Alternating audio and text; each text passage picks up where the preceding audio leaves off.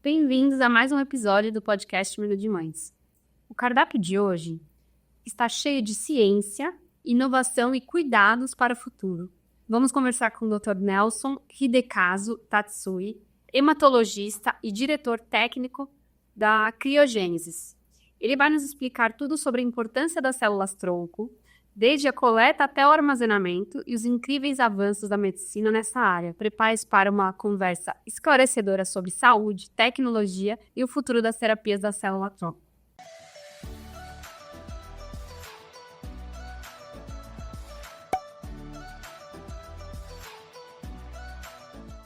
Sejam bem-vindos a mais um episódio do Minuto de Mães. Hoje temos um convidado especial, Dr. Nelson Hidekazu Tatsui, hematologista com uma carreira dedicada à medicina e à pesquisa clínica. Ele atua como diretor técnico da clínica Criogênesis, uma das principais instituições de criopreservação no Brasil, além de integrar a equipe de hematologistas do Hospital das Clínicas da Faculdade de Medicina da Universidade de São Paulo, com vasta experiência em doenças hematológicas e terapias avançadas. Hoje ele vai nos ajudar a entender o incrível mundo das células-tronco e como elas estão transformando o futuro da medicina. Bom, doutor, eu estou muito feliz que deu certo aqui o nosso bate-papo. É um prazer enorme ter você aqui. Eu sei que a agenda de doutores em geral não é fácil, então muito obrigada aí por ter disponibilizado seu tempo e estar aqui com a gente hoje. Eu que agradeço, Cora. Para mim é uma honra estar aqui, sobretudo para ajudar, a todos os seus ouvintes, seus seguidores, para que façam uma escolha certa, conheçam bem, o que roda dentro desse assunto de células-tronco, que de antemão já digo que é complexo. Existem muitos comentários, prós e contras, mas eu acho que eu vou tentar realmente trazer um assunto ao mesmo tempo leve, embora complexo, e que ajude a tirar as dúvidas. Acho que esse é o primeiro objetivo. Acho que isso é muito interessante, doutor, porque por ser um tema complexo, trazer de uma forma mais eficiente, não digo eficiente, mas clara, para quem não conhece. Eu acho que isso é muito importante, porque hoje é difícil a gente entender de coisas tão complexas quando você não faz parte desse universo, da medicina, nunca estudou nada a respeito. Então, é muito bom ter alguém que possa trazer essa clareza, traduzir essa linguagem. Essa complexidade é compreensível. E eu vou até deixar tranquilo a todos que nos escutam, porque até para médico, às vezes é complicado discutir um assunto dentro desse campo de células-tronco. Então, doutor, eu acho que, para começar, o que são as células-tronco? Então, células-tronco, esse termo vem para definir um grupo muito especial de células, tá? E o que essa célula é diferente de outras? Eu vou colocar um exemplo prático. Você nota que quando a gente nasce, a gente tem uma coisa dentro dos nossos vasos que é o sangue. E o sangue é composto por vários diferentes componentes. Tem o glóbulo vermelho, que serve para carregar o oxigênio, tem os glóbulos brancos para defesa e a plaqueta para controlar o sangramento. Basicamente são esses três principais. E a maior prova que eu posso dar que existe alguma célula produzindo isso a nossa vida inteira é que a gente não precisa, tal como o carro, ir até um posto de sangue e todo dia recolocar glóbulo branco, glóbulo vermelho. Então, acho que essa é a melhor definição. Existem alguns grupos de células do nosso corpo que têm a capacidade pela vida inteira produzir células com capacidade de fazer funções especiais, como é carregar o oxigênio e produzi-las em grupos diferentes, ou seja, um defende o nosso corpo, outro carrega o oxigênio e outro defende de sangramentos, e isso de forma ininterrupta. E tal como essas células que produzem sangue, também tem células-tronco que produzem músculo, gordura, cartilagem. Então, pensa, quando isso me caiu na cabeça, que existe a possibilidade de a gente controlar essa célula-tronco, que já produz naturalmente diferentes tecidos, imagine a gente começar a produzi-las em laboratório, saber diferenciá-las e saber colocá-las onde é necessário. Daí que surge essa grande discussão, essa grande explosão de interesse sobre as células-tronco. E elas estão no nosso corpo e elas podem ser, em alguns tecidos, coletados e também guardados. Entendi. E quando você fala que um dia a gente pode utilizar dessas células, em alguma situação mais relacionada a alguma doença futura, ou não? Tem outras... Eu comecei, né, são uma pergunta de nível médico, né, que, na verdade, é de interesse muito de mães, de gente que tem doentes na família. A célula-tronco, ela já é usada, ela é o futuro. Em que passo nós estamos? Eu, quando entrei na faculdade de medicina, aqui no Hospital das Clínicas, que é uma grande escola, eu já fazia uso de células-tronco para tratar de doenças hematológicas. O fato é, gente, que a gente já usa células-tronco para diferentes tratamentos desde a década de 60, quando começou o transplante de células-tronco, esse transplante tradicional. A minha cabeça foi transformando durante essas últimas décadas, porque eu comecei na área de hematologia no Hospital das Clínicas, sabendo que a célula-tronco podia ser coletada, principalmente do tutano, que é a região interna dos ossos. Aquilo lá era concentrado e a gente tratava diferentes pacientes com doenças hematológicas, como leucemia, linfoma, doenças graves, né? Acontece que daí, de lá para cá, eu começo a encarar que os cientistas têm mostrado, olha, essa célula-tronco não produz só sistema sanguíneo, que é glóbulo vermelho, glóbulo branco. Nota que essas células também, em laboratório, podem formar tecidos, como músculo, como tecido neurológico. Aí vem tudo bem, doutor, mas se vocês já usam para transplante, aquilo é para formar sangue e para formar tecidos que não são do grupo sanguíneo. Eu participei de um trabalho muito interessante, real, clínico, usando pessoas. Até um dos pacientes foi a senadora Mara Gabrilli, onde ela teve lesão medular, uma lesão na medula espinhal, que é a medula nervosa, não é medula sanguínea. E eu na época, ajudei coletando células-tronco, né, desses diferentes pacientes, e a gente injetou no local da medula nervosa. E a resposta foi que aquela medula espinhal, que todos sabem, quando tem lesão da coluna, a pessoa fica acamada e para de transmitir, né, informações nervosas, depois de alguns meses, o que isso foi para mim um marco. Passou a produzir, começou a transferir informações nervosas de uma parte para outra, ou seja, a célula-tronco que foi do próprio paciente, foi injetada naquela região, passou a funcionar. Então, para mim isso foi um marco, e talvez aí foi o berço de eu investir realmente e informar as pessoas de que a célula-tronco tem um futuro promissor. E quando eu falo que ela já foi utilizada em seres humanos brasileiros e que já foram utilizadas em centenas de milhares de pessoas em transplante, eu não acho que seja algo do futuro. Eu acho que o futuro vai trazer inovações, mas ela já é algo utilizável com um certo grau de segurança. Acho que esse é o ponto. Então, quando uma mãe, no caso falando de mães gestantes, optam por coletar, entendam que realmente ela tem sido usada já em diferentes protocolos. E como é realizado o processo dessa coleta, doutor? Do cordão umbilical, por exemplo? Uma pergunta interessante, né, Cora? Porque eu acho que tanto mães quanto qualquer ser humano que começa a pensar em célula-tronco para produzir algum tecido, venha o questionamento: onde tem células-tronco no nosso corpo? O fato é que células-tronco tem em qualquer tecido do nosso corpo, provavelmente. Se você pegar a córnea da gente, existe uma região da córnea que mantém a nossa estrutura cristalina para poder enxergar. Então, se você pega a célula-tronco lá no músculo, escondidinho do nosso corpo, deve ter uma célula-tronco lá que está produzindo novas células musculares para manter aquele tecido viável, aquele tecido já formado viável. Mas como coletar sem colocar em risco ninguém? Quer dizer, será que eu posso pegar a célula-tronco do cérebro de uma pessoa? Já que eu posso, até poderia, mas olha o risco.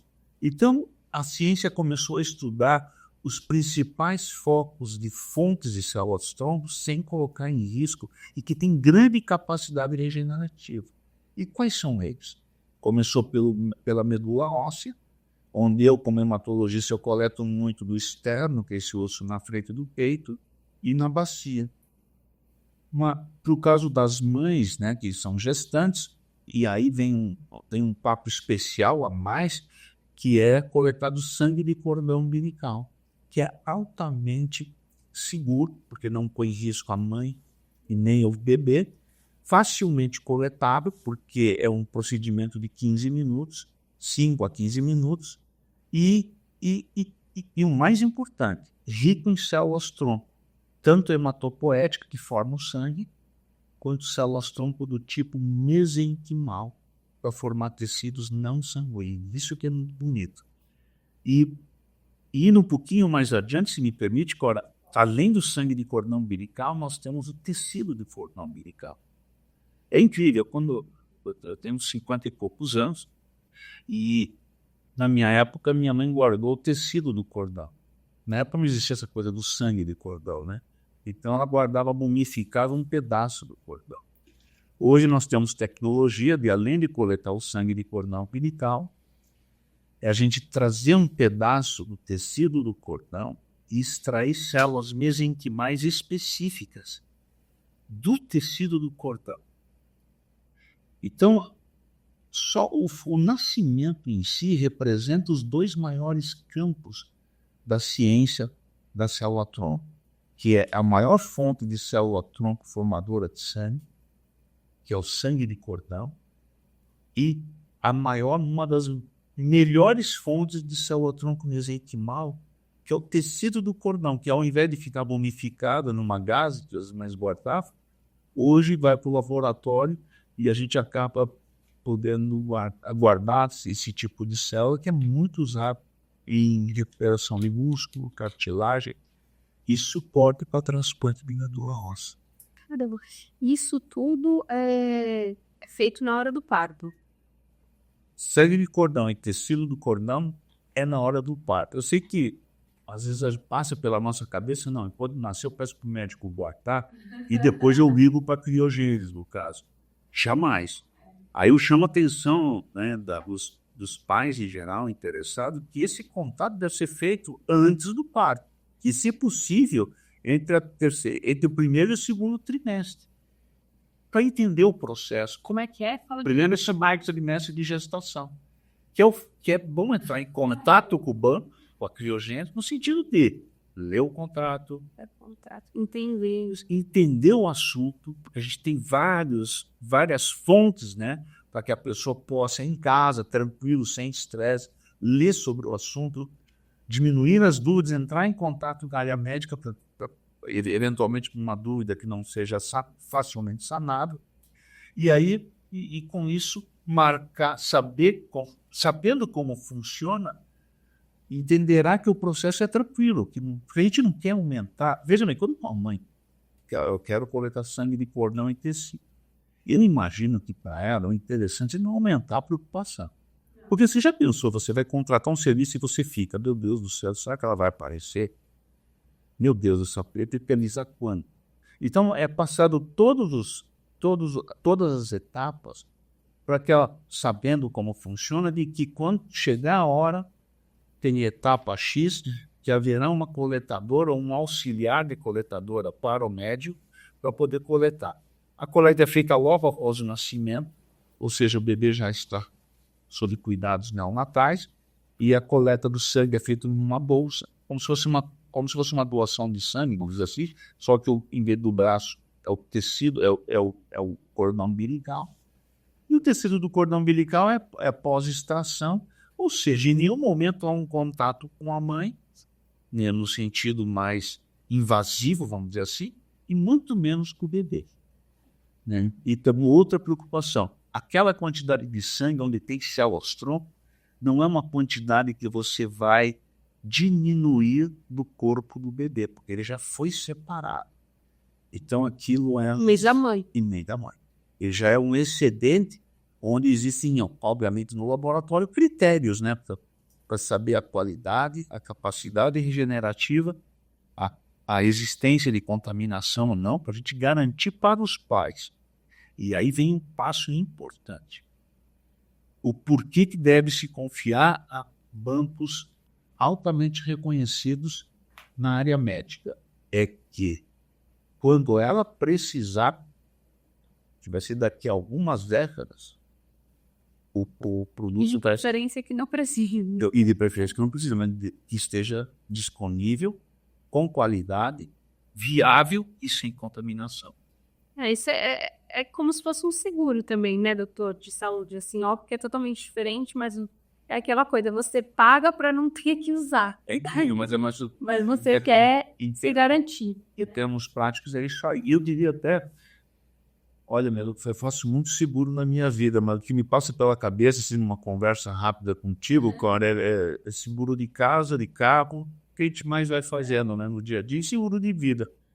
Se você for comparar, eu diria que talvez seja o seguro mais barato, por incrível que possa parecer, e talvez o mais valioso, em termos de resposta, né, clínica, vamos dizer assim. E quais são os potenciais benefícios reais, assim, que esse tipo né, de armazenamento das células-tronco pode trazer para o futuro das famílias, assim? É mais relacionado à criança, mais relacionado à família como um todo? Eu acho que isso é interessante porque quando eu comecei a estudar isso, acho que a coisa que mais me afligiu na época eram aqueles pacientes que tinham doenças graves, né, somente hematológicas, como leucemia, por exemplo, e que buscavam doadores compatíveis. Embora a gente saiba que existam bancos que oferecem doadores de pessoas compatíveis, ou seja, fazem uma busca internacional, na prática, somente 30% dessas pessoas encontram. O que fazer com os outros 70% frente a uma doença que não espera, né? Frente a uma doença que causa um mal-estar muito grande? Então, esse foi talvez o primeiro ponto, que era beneficiar aquelas pessoas que guardam da despreocupação em encontrar alguém compatível, que é real, certo? Vem o segundo ponto, que são... Posso fazer uma pergunta? Mas é 100% compatível aquela célula com aquela criança que foi tirada daquela célula, não necessariamente uma outra, uma milhão, outro familiar, enfim. Sem dúvida. Que lembrar. Exatamente, é uma pergunta 100% para a própria, mas infinitamente maior a probabilidade desse produto ajudar alguém da família do que pegar alguém incompatível no mundo. Então, cada tipo, grau de parentesco tem um cálculo. Mas uma coisa que é garantida na ciência é de que quando você usa um produto, mesmo semi-compatível, é melhor que seja aparentado do que alguém desconhecido. Porque quando você pega alguém desconhecido, há pequenos graus de diferença que envolvem um maior efeito colateral pós-transplante. Sim. Então, isso que me alimentou a vantagem de estimular as famílias a guardarem a própria célula-tronco. E daí vem a sua questão, que é profunda, que é guarda para si e talvez o potencial de guardar para a família. Acho que esse é um ponto-chave. E segundo, que você entra num campo onde envolve as duas maiores ciências, né, que é a célula-tronco hematopoética, que vem do termo hematopoética, de fabricação de sangue, onde você consegue ampliar esse uso para doenças hematológicas. Eu acho que todo mundo já ouviu falar em leucemia, linfoma e mieloma múltiplo. São as 3 entidades mais transplantáveis no mundo. Daí você já vem de um campo de 60 mil transplantes por ano no mundo. E uma carga pesada no Brasil. E depois você entra no campo da célula-tronco mesenquimal, quando você guarda, que é um campo, por exemplo, para área ortopédica, área vascular, área neurológica. Aí, Cora, abre um campo quase que infinito. Mas o que mais me chama a atenção na minha vida, que eu fico perplexo quando vejo os resultados, é em diabetes, em sofrimento cerebral em recém-nascido. E nesse trabalho que eu comentei com você, que foi talvez um marco para a minha vida, né, de ter feito essa diferença entre não reconhecer e reconhecer o potencial, quando a gente usa, por exemplo, em tecidos neurológicos, tipo medula espinhal. Um campo também que está, assim, muito forte também é a área autoimune. E quando a gente fala em doenças autoimunes, a autoimunidade é uma coisa que às vezes claro que em casa a gente vê pessoas com artrite reumatoide, lúpus eritematoso, são doenças muito comentadas, né, assim, mas normalmente as pessoas estão bem, mas acredito, tem pessoas que têm doenças muito graves, que A própria diabetes é uma doença autoimune. A base é autoimune. Existe outro tipo de diabetes que são aquelas mais de adulto. Mas a própria diabetes, nos protocolos que eu vi, o funcionamento se dá por essa colocação sua, por ter princípio autoimune. Então, esse é um campo que cresce todo dia. Só para você ter uma ideia, se as pessoas que colocarem ou no Google, ou mesmo em sites mais especializados de protocolos clínicos mundiais, se colocar célula-tronco, seja doença hematológica, seja a doença não hematológica, ou sanguínea ou não sanguínea, você vai ver no mínimo 1.500 a 2.000 protocolos clínicos. Isso registrados, né, no Instituto Nacional de Saúde dos Estados Unidos. Se a gente englobar não registrado, isso pode passar de 5, 6 mil protocolos mundiais. Então, é uma coisa que a indústria farmacêutica e a indústria acadêmica investem muito. E quais são os principais critérios, né, que os pais eles devem considerar para tomar essa decisão, né? Para escolher um banco de células-troncos e de células-tronco. Seria bom também explicar, doutora, a diferença entre o banco de públicos e privados. Eu sei que você passou, né, por ele um pouco na resposta anterior, mas eu acho que seria bom. Daí a escolha é assim mesmo. Como escolher, né, um banco, né? Eu acho que isso é fundamental, né? Porque os pais hoje, a propaganda hoje, ela às vezes se torna até invasiva. Se eu fosse escolher para mim um banco... Eu ia até usar um termo, hoje parece que tudo está muito comercial. Isso. Então você se sente mal, entendeu? Porque parece que você está, né, assim, ó, você está comprando uma roupa, alguma coisa assim, de tanto que as pessoas ficam batendo em algumas teclas, né? Não só como essa, como outras da saúde que eu acho que estão sendo levadas dessa forma. Por isso que eu acho que causa, às vezes, um desconforto, né, na pessoa que tem que tomar essa decisão. Cora, eu não fujo disso, sabe? Eu não quero fugir desse assunto, não. Eu acho que o mundo está, nesse ponto, excessivamente comercial. Obviamente, eventualmente pode constranger pais, mas eu sou sincero em dizer, eu sou médico, né? Até meu sócio também é da área médica, que é o Luiz César. A minha intenção é realmente tentar distanciar esse nível de constrangimento comercial para com os pais. Também entendo também que quando a mãe está na fase gestacional, ela é passível de aumentar mais a sensibilidade em relação a isso. Então, acho que eu tenho como missão e peço para que os meus colaboradores da Criogênese se distanciem desse tipo de constrangimento o máximo que puder, ou mais que isso, sair desse campo. Como que nós fazemos isso? Passar os dados científicos para os pais. Por isso que eu peço o tempo que eles entrem em contato. Entrem com mais calma. Leiam os contratos com mais calma. Leiam os nossos papéis com mais calma. Conheça o banco pessoalmente, se possível. E vamos lá. Se eu, como médico, como é que eu escolheria? Baseado no que eu já enfrentei como diretor técnico por 20 anos.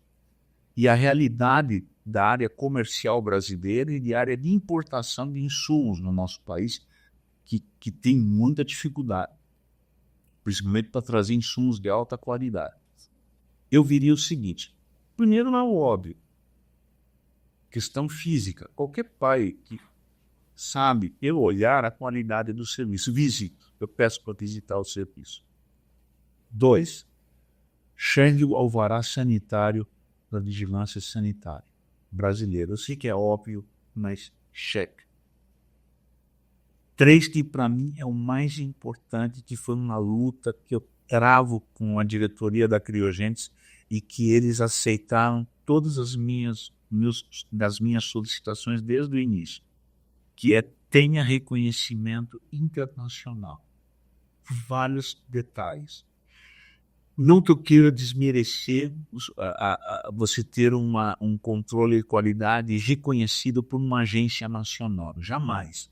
Nós temos grandes centros de avaliação de qualidade.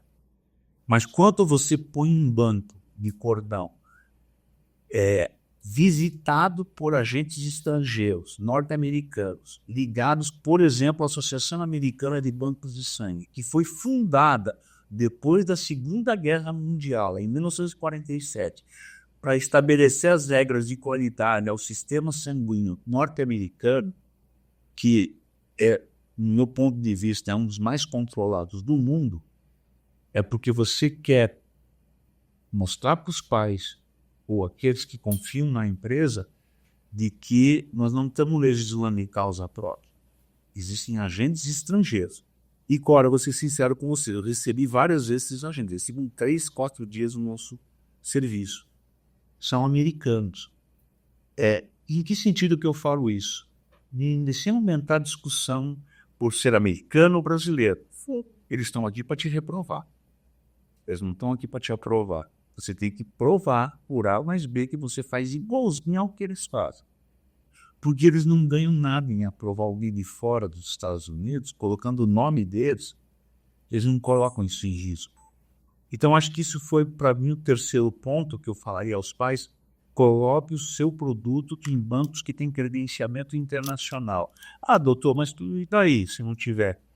Daí que eu já passei vários problemas com envio de carga para fora e que eu percebi, só que eu já tinha, de que os protocolos internacionais, onde os pais buscam usar célula-tronco para tratar o próprio filho, ou seja, não dá tempo de esperar, a primeira pergunta que esses protocolos na universidade estrangeira, seja nos Estados Unidos, Japão ou Europa, esse banco tem credenciamento internacional? E a primeira pergunta que eles fazem para nós: qual que é o registro?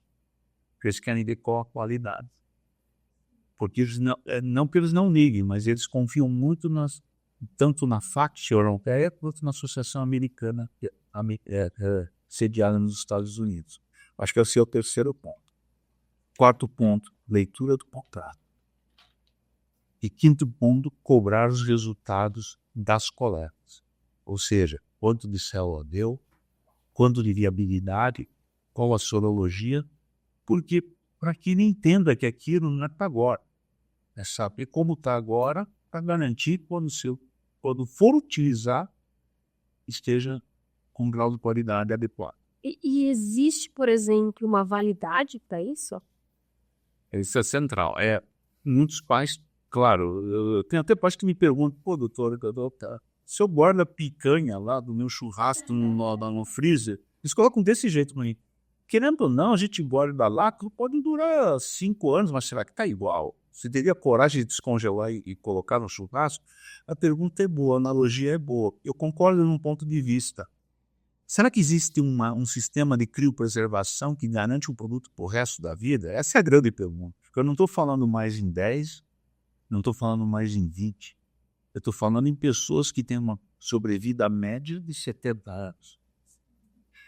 Então, por isso que eu falo, a gente segue alguns critérios da Associação Americana. Então, a Associação Americana pede alguns protocolos nossos de criopreservação, onde mostra que nesse protocolo eu posso passar informação para os pais de que não existe limite definido pela literatura.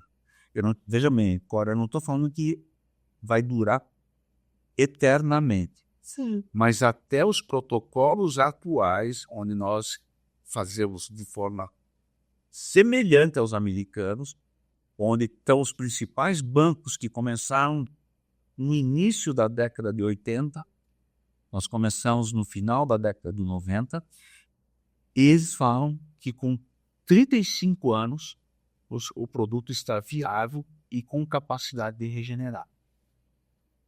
Então, isso aí, como está andando, então a cada 2 anos está descongelando essas amostras para dizer assim, está viável, está viável.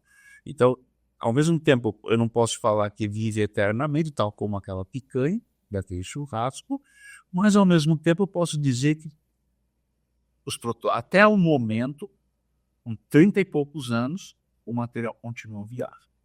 Isso nos principais bancos. E, por exemplo, aí a gente tem esse material viável, né? Até 30 e poucos anos. Mas antes de você, né, se for necessário utilizar o material, antes disso, tem que ser feita uma análise do material para ver se ele vai estar apto a ser utilizado, é isso? Não é porque ele está lá que você já está garantida, não é isso, né? Porque na medicina também nada é garantido, então...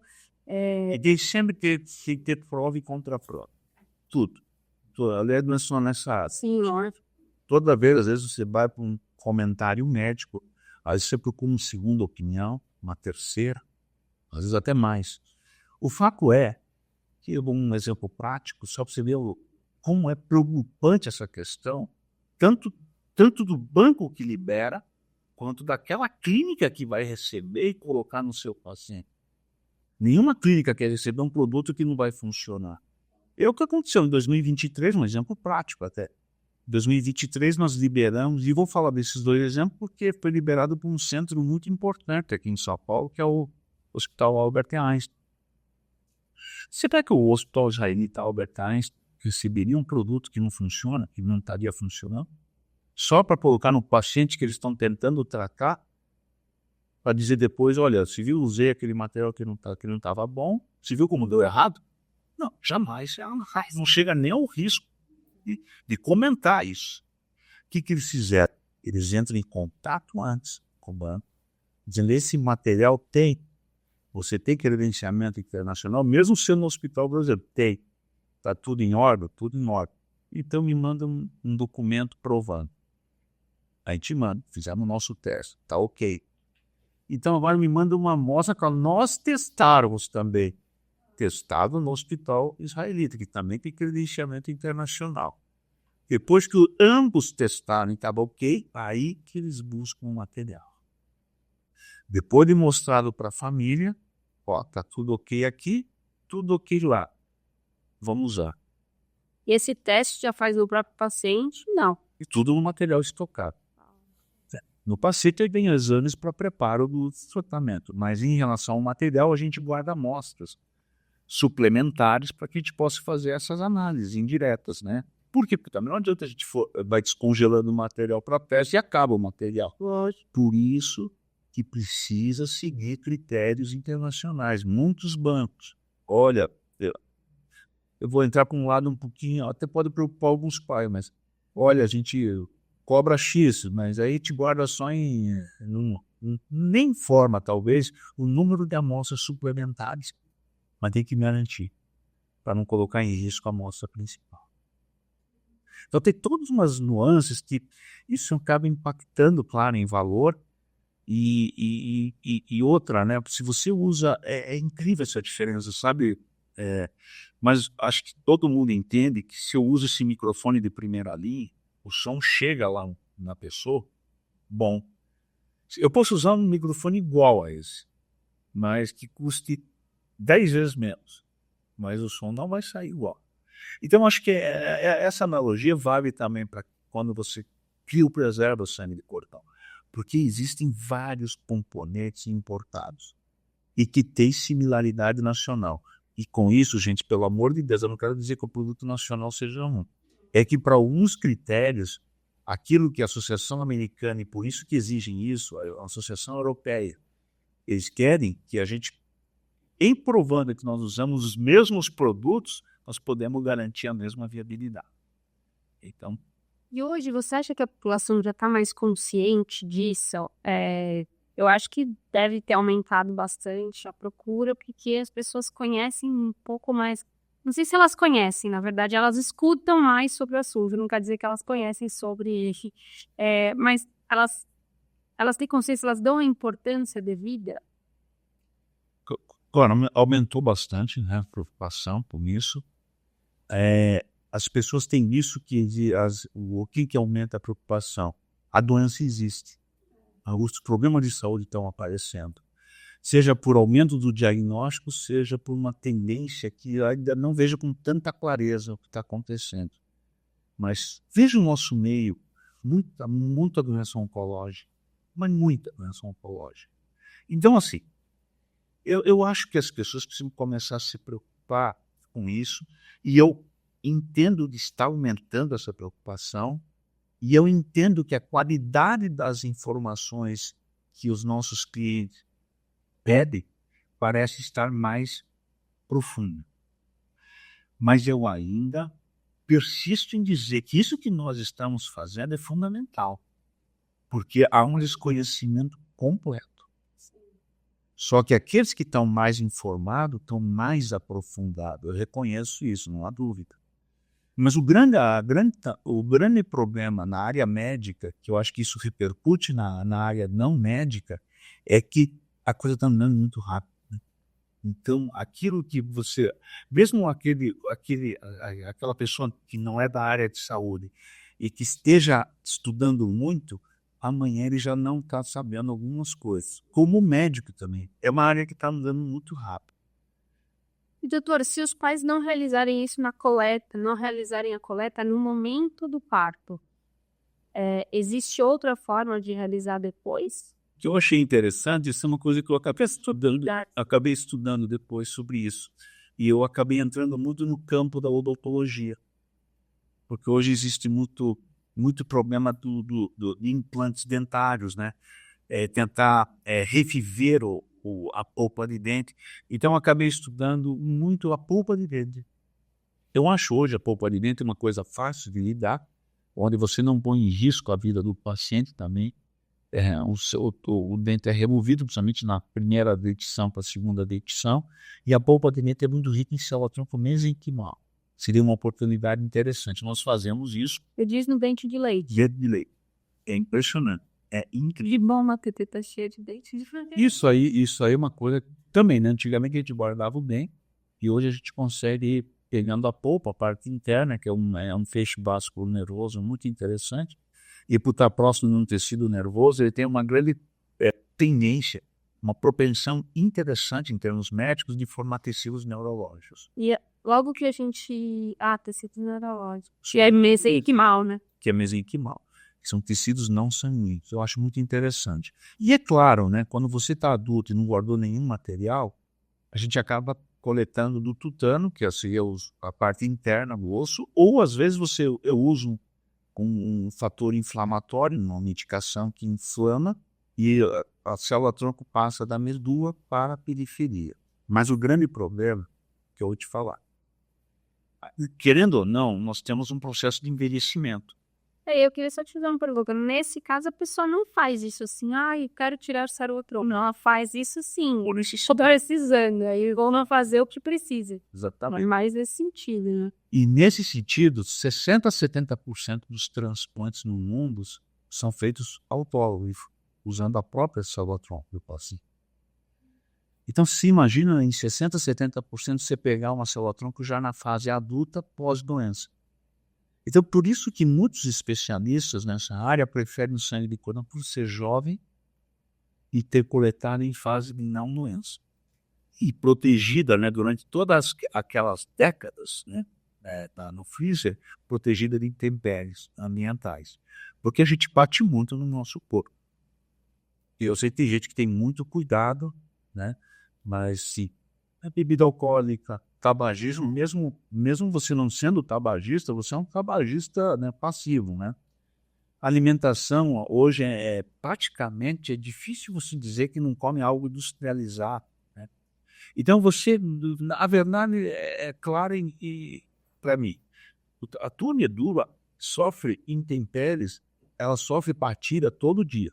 Então, com certeza, aquela célula-tronco, isso a gente vê em laboratório, quando a célula-tronco de sangue de cordão e de uma pessoa de 50 anos, o comportamento é totalmente diferente. E ser mãe ainda tem alguma predisposição, uma doença pré-existente ou qualquer coisa nesse sentido. Isso também pode estar nesse cordão? Normalmente, normalmente a grande maioria das doenças, eu não vou falar todo porque eu tenho medo na medicina de você falar 100% isso, 100%. A grande maioria das doenças, em torno de 3% pode haver essa relação. De qualquer forma, mesmo que exista essa relação genética ou de tendência, mudando um pouco o palavreado, você concorda comigo que a célula-tronco que está guardada é como se parasse o relógio biológico. Mesmo você pegando uma pessoa que é diabética e com 15 anos ela começa uma diabetes juvenil, aquela célula-tronco que está aqui, mesmo tendo essa informação de tendência, ela está com o relógio biológico parado. Então é possível ela reentrar com outro comportamento, entendeu? O comportamento do nascimento e não daquilo que sofreu intempéries ambientais. E eu acho, Cora, que a doença, embora tenha aquelas doenças genéticas de causa e efeito, a grande maioria é uma combinação entre uma tendência genética e fator ambiental. O fator ambiental está cada vez mais claro na área médica. Eu acho que por isso que quando você lida com fatores ambientais afetando o nosso sistema a ponto de produzir doença, aí se torna talvez uma das explicações da célula-tronco ser guardada de forma prematura. Sim. E os fatores ambientais é também o estilo de vida, né, doutor, desse paciente? E na grande maioria, Cora, desculpe a franqueza, o estilo de vida do pessoal não é muito saudável, né? Na grande maioria não é tão saudável, às vezes até um alto risco à saúde. Sim. Né? E doutor,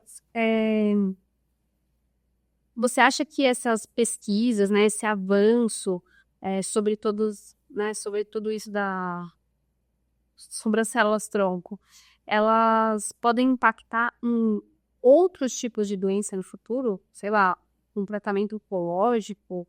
Sem dúvida. Eu acho que... Mas esse ainda não é o... Não, já estão fazendo alterações. O que está rodando hoje na medicina que tem deixado assim, meio sem dormir, é que hoje nós estamos com capacidade de alteração genética, né? Pontuais. Então, ou seja, mesmo você tendo uma alteração pontual, você consegue hoje normalizar essa alteração e reinjetar no paciente. Então, isso faz com que o sangue de cordão, que tem células-tronco que podem carrear essa alteração consertada, vamos dizer assim, muito mais interessante ainda.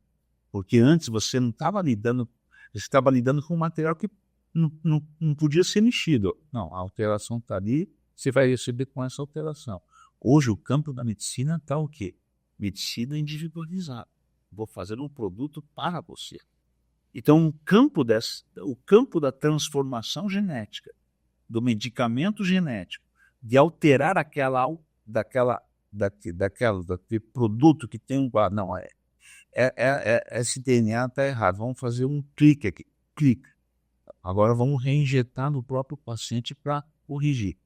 Eu acho que isso, para mim, é o campo do futuro. Eu ainda não vou dizer, existem alguns protocolos atuais, clínicos, mas são muito experimentais ainda. Mas isso abre uma frente quase que infinita. Maior do que a gente já tem hoje. Legal. E pensando nisso, né, se a medicina avança dessa forma e você consegue, né, tratar doenças como essa, que são doenças que hoje a gente tem muito medo, porque ela tem uma fatalidade muito grande, né, a gente está vendo aumentar muito isso.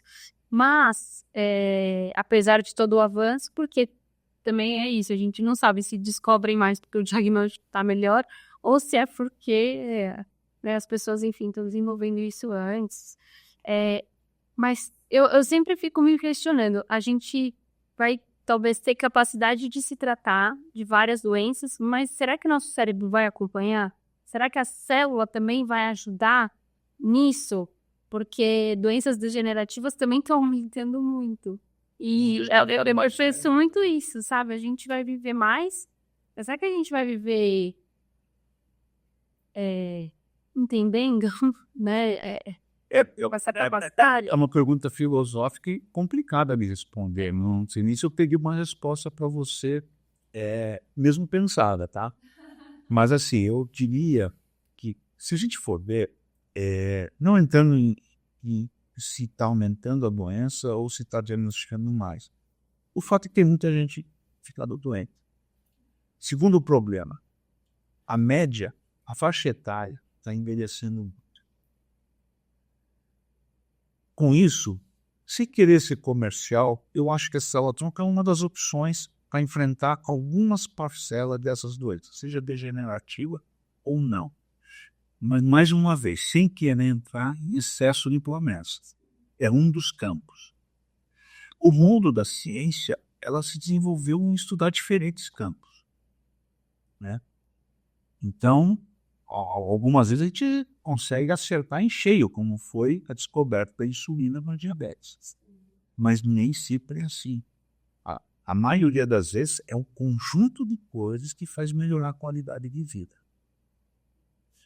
Então, eu acredito que conforme a gente vai caminhando e descobrindo mais sobre as informações genéticas, também nós vamos começar a saber como inserir na célula-tronco correções que comecem a diminuir o nosso envelhecimento celular. Que esse é um caminho que eu nem gostaria de entrar muito, que parece que nós vamos entrar... Nossa, esse médico japonês, ele está para lá do Japão, ele está entrando já em Marte, né? Não, mas eu acho que é um caminho...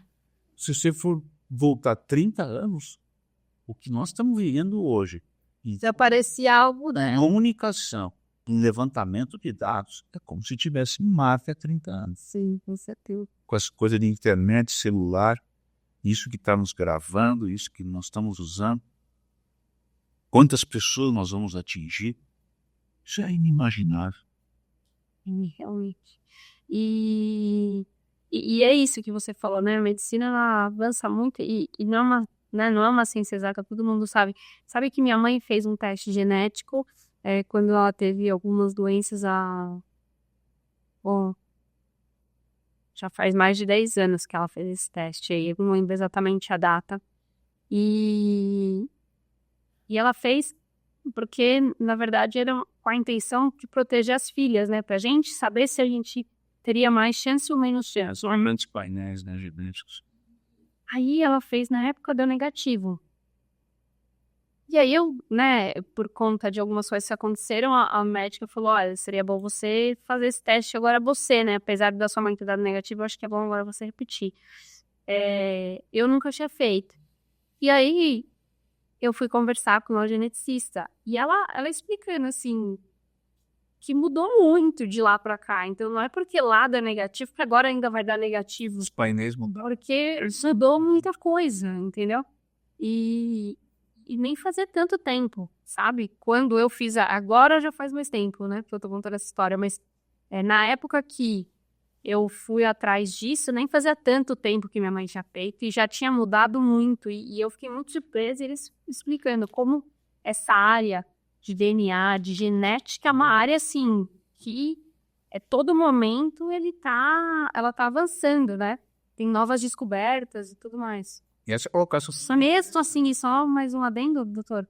E mesmo assim, a minha irmã teve uma doença que minha mãe teve, minha mãe com teste negativo, minha irmã com teste negativo, e o médico... né? E o médico falou pra mim, a partir de agora, eu não baixaria a guarda, Cora, porque o seu exame genético deve ser negativo também, mas alguma coisa escapou. E a gente não sabe o quê, porque talvez a genética ainda não chegou nessa parte. Então, assim, não é garantia, entendeu? Não é porque você fez esse exame você fala, agora eu vou viver e nada vai me acontecer. Em relação a isso, né? São bilhões de nucleotídeos que o nosso DNA tem. É claro que, embora grandes fundações, o Foundation One, né, façam grandes painéis genéticos, não dá para marcar tudo. E mais ainda, mesmo que eles informem algum painel que possa ter tendência à doença, não dá para saber influência ambiental. Não dá para saber em que tempo corrigir. Mas daí que eu tô que isso me deixa com uma pulga atrás da orelha agora. Eu acho que vai chegar um momento de saber corrigir essas alterações, entendeu? Pontuais. Sim. E isso está crescendo. Muita gente está fazendo esses grandes painéis. Quando que você ia fazer isso há 30 anos? Não, parecia algo assim, Não. muito exclusivo, né? Hoje é assim, se você pode, por favor, fala. Bora ver aí, coleta seria como se fosse uma coleta de hemograma. Exato. É exatamente desse jeito. É caro. A maioria dos convênios não pagam, mas é a realidade que está acontecendo. Eu já vi um também de saliva, assim. Sim. Tem diferentes fontes, né? Tem fonte sanguínea, tem fonte salivar. Às vezes você não consegue célula por sangue, você pede para fazer raspado. Né? Mas tem grandes centros, os melhores laboratórios, pelo que eu conheço, ainda estão nos Estados Unidos, que a gente manda para lá. Mas são elucidativos. Quando eu fiz, não era feito aqui. É escolha que tibia ano para fora, com certeza. Alguns desses centros que podem fazer aqui, mas eu fazem numa análise mais menor, né? O americano faz uma análise genética muito mais extensa, mais profunda. Dr. Nelson, né, não sei se você poderia compartilhar com a gente algum caso que tenha sido marcante de famílias que optaram por armazenar e tiveram, né, sucesso em algum tratamento, como foi, não sei se... Tive vários, né? A gente já ajudou um paciente a estimular a célula-tronco, né, da córnea, né, porque ele havia feito transplante, estava opacificado. A gente estimulou com fatores bioquímicos a célula-tronco da córnea, que fica no limbo, né, que fica na parte externa da córnea, e essa opacificação, onde ele não via praticamente nada, ele ficou translúcido a córnea, portanto, e aí ele voltou a enxergar. Uma criança com anemia plástica que a gente, por não produzir sangue, por falta de célula-tronco, recebeu, e obviamente a dependência dessa criança à transfusão melhorou muito, né? Criança com meduloblastoma, onde quando a história é feliz, não tem problema, mas há histórias que não são tão felizes em termos de quimioterapia, tática, às vezes não funciona no começo. A célula-tronco, onde a gente usou, também ajudou essa criança. Nós temos inúmeras histórias de atletas que a gente fez fatores de crescimento para estimular a regeneração de células-tronco, tanto para a área de cartilagem quanto para a área muscular e rompimento do tendão com sucesso.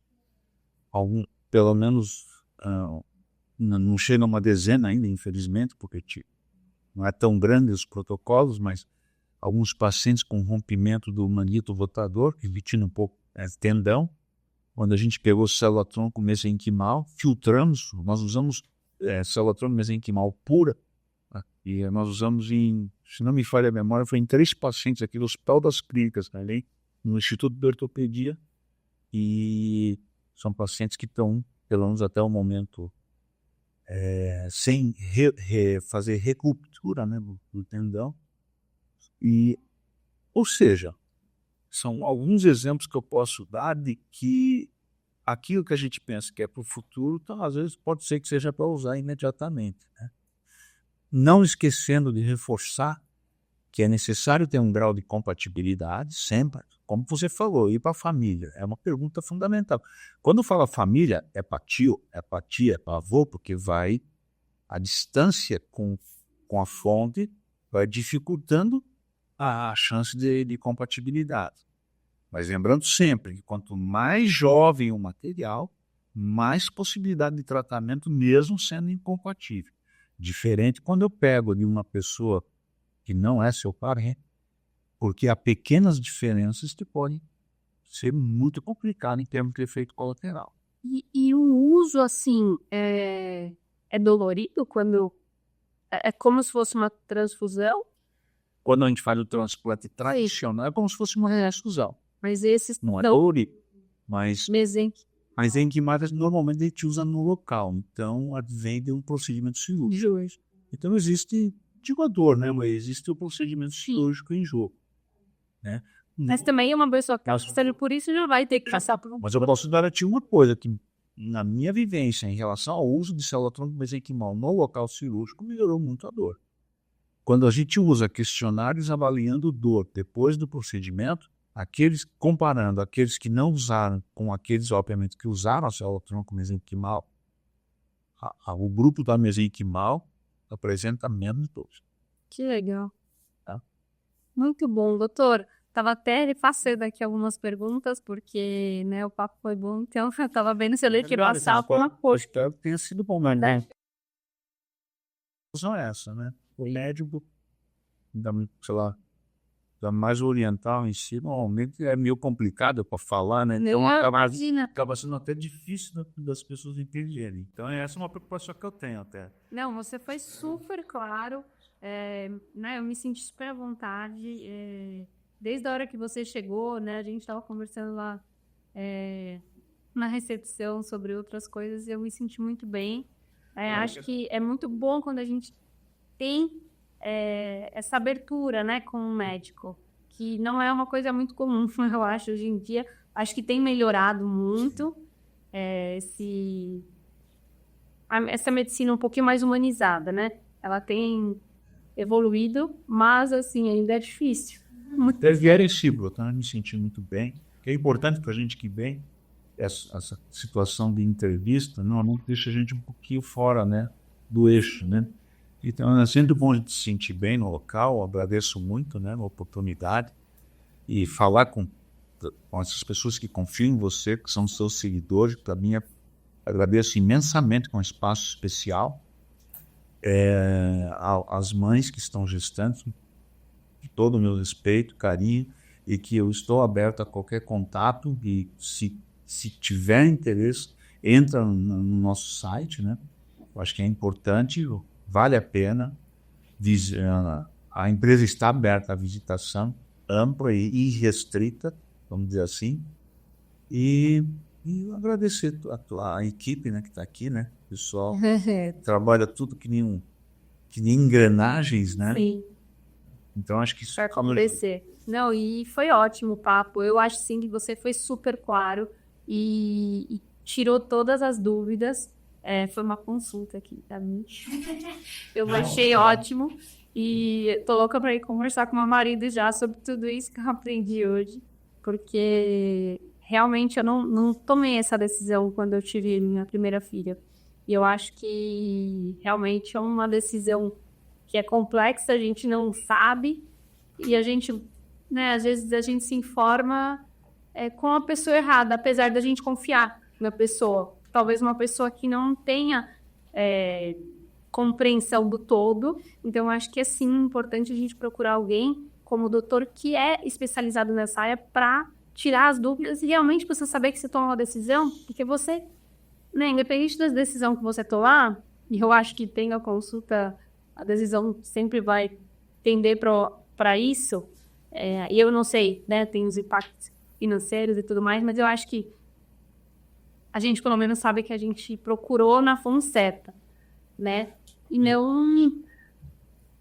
não deixou passar, entendeu? Uma oportunidade como essa. Agradeço a confiança, né, e eu acho que é uma missão, sabe? Eu, sinceramente, vejo como uma missão, né? E eu tento o máximo possível que a minha equipe, sobretudo a minha equipe que entra em contato com as mães, tentem passar uma medicina, um atendimento humanizado, como você falou. Acho que o termo correto é esse mesmo, um atendimento humanizado. Deixa a mãe pensar, deixa a família pensar, passa as informações, né? Hoje em dia, meu Deus do céu, você liga para um local e mostra interesse, vira uma avalanche, né? E deixa você constrangido, né? Você fica querendo jogar o celular na parede, né? Eu acho que, sinceramente, não é o nosso comportamento. Nós queremos que a mãe se sinta à vontade. E respeite esse momento. Com certeza, respeitando o espaço dela. No tempo, que acho que é o mais importante. Embora não tenha tanto tempo assim, que a coisa vai acontecer ao É que tem mães que me deixam um pouco preocupado. Eles entram na hora do parto, entendeu? Em contar. O pai e a mãe na sala de parto. Às vezes é complicado. Não é tão incomum, tá, Cora? Parece estranho o que eu tô falando, mas não é tão incomum. Não façam isso.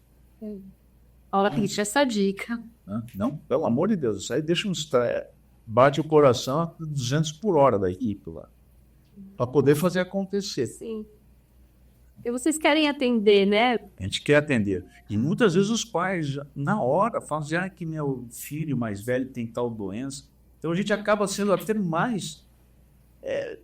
Às vezes a pessoa procura no momento já de desespero, não é que ela procurou por uma prevenção, né? É uma coisa, eu não fiz essa pergunta, mas é isso. Hoje a gente tem que olhar para isso como uma prevenção, como tudo que a medicina tem feito, né?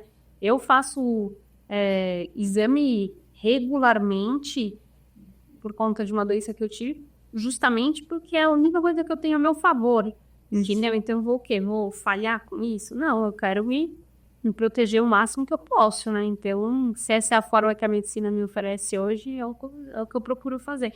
E aí eu fico em paz, sabe? Porque eu vejo pessoas, às vezes, ter alguma coisa e falam, agora se acontecer, eu falo...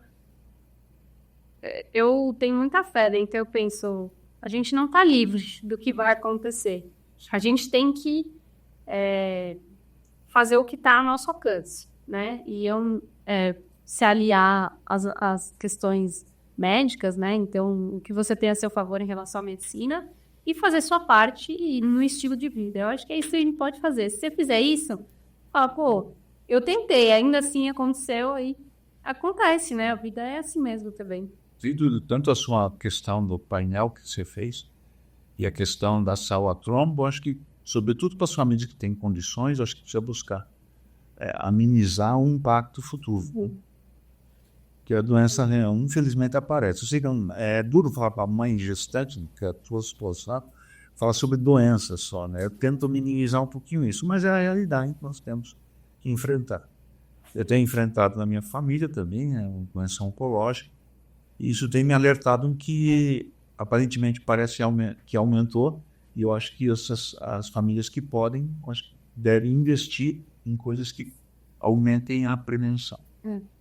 Bom, então agora a gente vai para o bate-bola final antes de encerrar aqui esse papo que foi ótimo com o Dr. Nelson. Vamos ver, doutor, eu acho que você vai sair super bem. Doutor, o maior avanço da medicina que você presenciou? Ao transplante de célula-tronco do Donald Thomas, que é o Prêmio Nobel de Medicina, que eu vivi. Um mito comum sobre células-tronco. Que célula-tronco trata tudo. Cuidado. Ele trata algumas doenças. Uma palavra para descrever o futuro da medicina regenerativa. A terapia celular genética, que está começando, que vai ampliar para diferentes tecidos, vai aumentar o poder de tratamento. O que mais te motiva em trabalhar com células-tronco? Eu acho que é ver os pacientes com doenças degenerativas ou doenças oncológicas com respostas não favoráveis até o momento. Um conselho para pais que consideram armazenar células-tronco. Avaliem o banco conforme eu falei, principalmente critérios internacionais. Trata de escutar todo o episódio para você não perder essa dica. Um tratamento inovador que espera ver no futuro com células-tronco. Doenças rapidamente genéticas. Por exemplo, talassemia, anemia falciforme, que são doenças que têm uma alteração genética pontual e que podem ser manipuladas. A célula-tronco do próprio paciente pode ser manipulada, corrigida e infundida. E a coisa mais emocionante que você já viveu em sua carreira? Olha, para mim são pacientes muito graves, onde se fica na dúvida se foi Deus ou foi a medicina. Eu já vi vários, não foi uma só. Graças a Deus, eles estão trabalhando em conjunto. Deus e a medicina. Eu fiquei na dúvida em alguns casos. Que bom, doutor. É isso, doutor. Você foi ótimo nesse bate-bola. E obrigada. Então, eu agradecer, ainda bem que é um bate-bola, né? É bem assim, né?